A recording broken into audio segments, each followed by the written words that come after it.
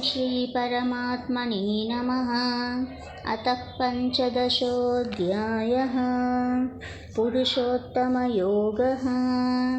श्रीभगवानुवाच ऊर्ध्वमूलमदशाकम् अश्वत्थं प्राहुरव्ययं छन्दांसि यस्य पर्णानि यस्तं वेद स वेदवित्।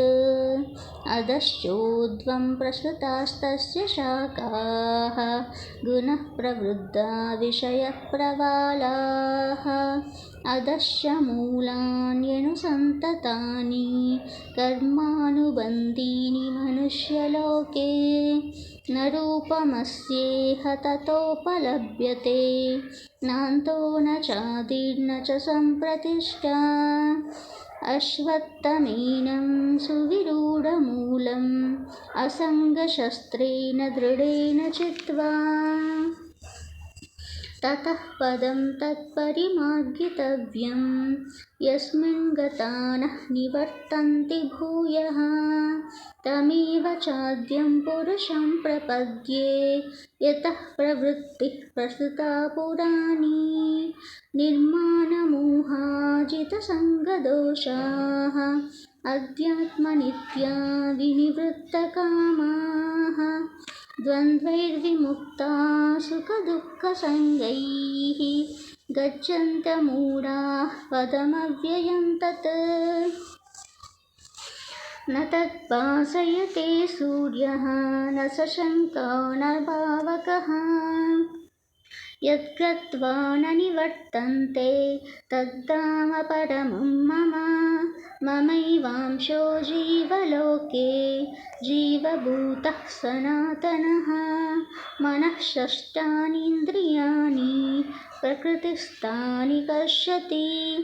शरीरं यदवाप्नोति यच्चाप्युत्क्रामतीश्वरः गृहीत्वैतानि संयाति वायुर्गन्धानवाशयात्।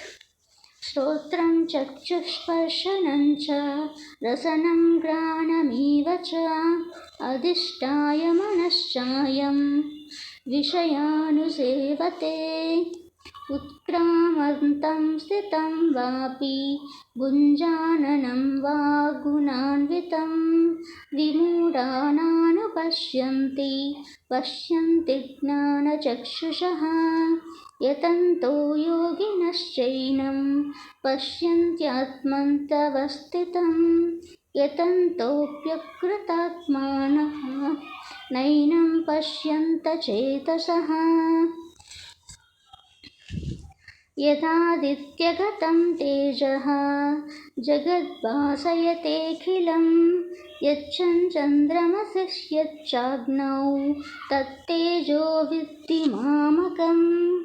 गामाविश्य स भूतानि धारयन्महमोहमोजः। पुष्यामि चौषधी सत्त्वाः सोमो भूत्वा रजात्मकः। अहं वैश्वानरो भूत्वा प्राणानां देहमाश्रितः। प्राणापानसमायुक्तः पचाम्यन्नं चतुर्विधम्। सर्वस्य चाहं हृदि सन्निविष्टः मत्तः स्मृतिज्ञानप्रमोहनं च। वेदैश्च सर्वेश्वरमेव वेद्यः वेदान्तकृद्वेदविदेव चाहम्। द्वामिमौ पुरुषौ लोके क्षरक्षाक्षर एव च।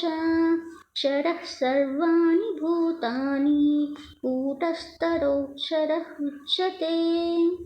उत्तमः पुरुषस्त्वायनः परमाप्नोति दाह्युतः। यो लोकत्रयमाविश्य विभक्त्यव्यय ईश्वरः। यस्माक्षरमित्युक्तोऽहम् अक्षरादपि चोत्तमः। अतोऽस्मि लोके वेदे च प्रतितः पुरुषोत्तमः। यो मामेवद सम्मूढः जानाति पुरुषोत्तमम्। स सर्वविद्यति मां सर्वभावेव चे भारत इति गुह्यतमं शास्त्रम् इदमुक्तं मया नघ एतद्बुद्ध्वा बुद्धिमां स्यात् कृतकृतश्च भारत। ॐ तत्सत् इति श्रीमद्भगवद्गीतासु उपनिषत्सु ब्रह्मविद्यायां योगशास्त्रे श्रीकृष्णार्जुनसंवादे पुरुषोत्तमयोगो नाम पञ्चदशोऽध्यायः।